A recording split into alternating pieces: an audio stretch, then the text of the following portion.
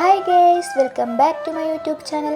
ഇന്നത്തെ നമ്മുടെ റെസിപ്പി പെട്ടെന്ന് തന്നെ തയ്യാറാക്കാൻ കഴിയുന്നൊരു നാടൻ മാങ്ങാച്ചാറാണ് കേട്ടോ. നല്ല ടേസ്റ്റാണ്, എല്ലാവരും ട്രൈ ചെയ്ത് നോക്കണേ. അപ്പോൾ നമുക്ക് നേരെ വീഡിയോയിലോട്ട് പോകാം.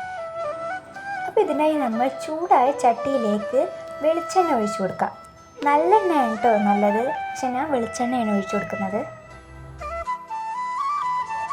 ഇനി ഇതിലേക്ക് 2 ടീസ്പൂൺ കടുക് ചേർത്ത് കൊടുക്കാം.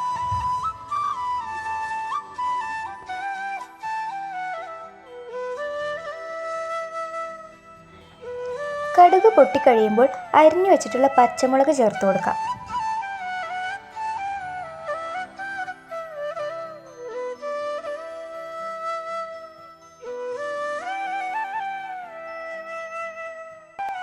പച്ചമുളകും ചേർത്ത് കഴിയുമ്പോൾ നമുക്കിനി ചേർക്കാനുള്ളത് വെളുത്തുള്ളിയാണ് കേട്ടോ.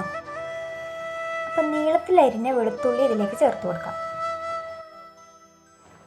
ഇനി ഇതിലേക്ക് കറിവേപ്പിൻ്റെ ഇല ചേർത്ത് കൊടുക്കാം. അരിഞ്ഞു വെച്ചത് ചേർക്കുന്നതായിരിക്കട്ടെ നല്ലത്.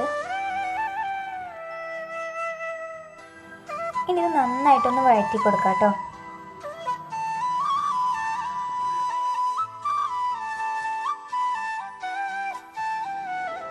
പച്ചമുളകും വെളുത്തുള്ളിയും കറിവേപ്പിലേക്ക് നന്നായിട്ടൊന്ന് പാകമായിട്ട് വരുമ്പോൾ ഇനി ഇതിലേക്ക് നമുക്ക് പൊടികളാട്ടോ ആഡ് ചെയ്ത് കൊടുക്കേണ്ടത്. അപ്പോൾ അതിനായി 3 ടീസ്പൂൺ മുളക് പൊടി ചേർത്ത് കൊടുക്കാം.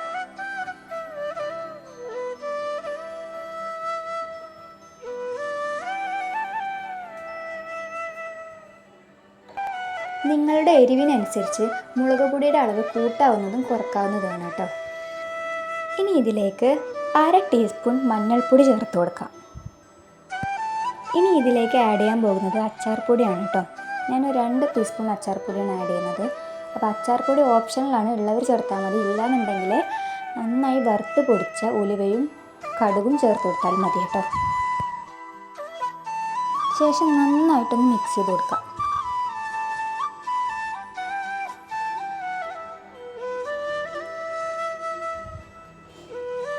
ഇനി ഇതിലേക്ക് 2 ബൗള് വിനാഗിരി ചേർത്ത് കൊടുക്കാം.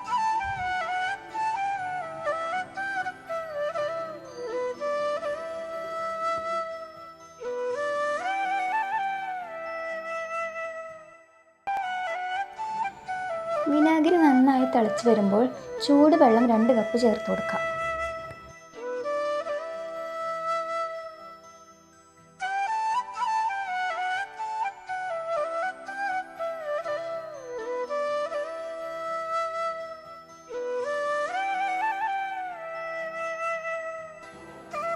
ഇനി ഇതിലേക്ക് ആവശ്യത്തിന് ഉപ്പ് ചേർത്ത് കൊടുക്കാം.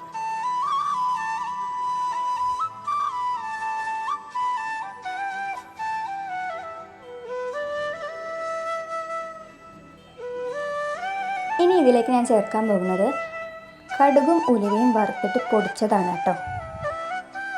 ഇതൊരു 2 ടീസ്പൂൺ ചേർത്ത് കൊടുക്കാം. ഈ മിക്സ് നന്നായിട്ട് തിളച്ച് വരുമ്പോൾ ഫ്ലെയിം ഓഫ് ചെയ്ത് അരിഞ്ഞു വെച്ചിട്ടുള്ള ചെനച്ചിട്ടുള്ള മാങ്ങ ചേർത്ത് കൊടുക്കാം.